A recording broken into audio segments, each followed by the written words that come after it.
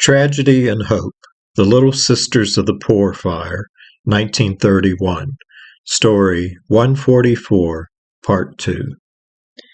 4 firemen and 2 neighborhood boys were dragging a fire hose along Penn Avenue. They reached the corner of the home and turned the corner. Just then, a 25-foot section of the roof collapsed on the sidewalk they had just passed. Nearby St. Lawrence School and Rectory were turned into emergency hospitals for those with lesser wounds. Those more seriously burned and injured were rushed to St. Francis Hospital, West Penn Hospital, and Homeopathic Hospital, UPMC Shadyside. Many of the hospitals set up beds and cots in the hallways to handle the influx of patients. Bubba barked that he wanted to take a walk. Thankfully, the rain had stopped, so we walked around the block. When we returned, he continued his story. John Cunningham had rescued 21 residents from a third-floor dormitory and returned to save more. When none could be found, he returned to the window he had climbed through, with sparks flying all around him, and the ceiling partially collapsing, injuring his shoulder and cutting his hand. He noticed his ladder had been removed. All the noise around the home drowned out his screams for help as the fire rapidly approached. Finally, someone heard his plea for help and got a ladder to save him. There were so many stories of heroic men, women, and boys. W. H. Schultz of West Liberty Avenue, Pittsburgh, was driving by the home when he saw the flames. Stopping his car, he could hear the screams of the men and women trapped inside. Not being able to stand the cries for help, he ran into the burning building. Down a smoke-filled hallway, he spotted an elderly woman walking around in a daze. He led her to safety and returned again and again to rescue others. All told, he saved 21 residents. After the police surrounded the burning building, an officer was seen shoving a 15-year-old boy, whose head was bandaged, out of the way.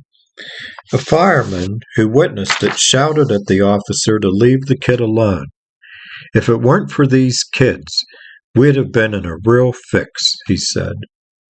There were countless stories of neighborhood kids racing into the home and rescuing residents, many of whom had crawled under their beds to hide. By 3 a.m., the blaze was finally brought under control. The scene at dawn was one of horror. Smoke still drifted up from where the fire smoldered in the blackened ruins. The yard of the home was littered with the residents' clothes, papers, glasses, and shoes. A collapsed wall revealed the dining room, set for what would have been the morning breakfast that now would never be served. Water dripped from what was left of the ceiling onto the floor. Thousands stood outside staring at the charred ruins. The final death toll was placed at 47, with 175 injured. An inquest into the fire narrowed the cause to 2 possible sources. Floor scrapings containing linseed oil had spontaneously combusted beside the electrically operated floor grinding machine, which was stored under the main staircase. The flames could quickly have spread up the stairs to the upper floors and roof. Also, someone may have replaced a blown fuse with copper wire, which overheated and caught fire. In the aftermath of the fire, Pittsburgh City Council passed a resolution ordering all institutions to have sprinkler systems and fire alarms. At the time, the Little Sisters of the Poor home had no outside telephone lines. On Monday, August 3, 1931, 8 hearses left the county morgue in downtown Pittsburgh. Thousands gathered on the sidewalks as the hearses made their way to St. Paul's Cathedral in Oakland. There, 3,000 mourners gathered, including over 100 survivors of the fire, to say farewell to 8 unclaimed and unidentified victims of the horrific night. Following the Mass, the 8 victims were laid to rest in Calvary Cemetery on a bluff overlooking the Monongahela River.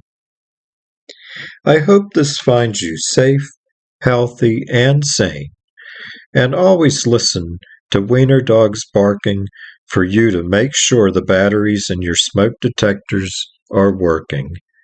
It could save your life.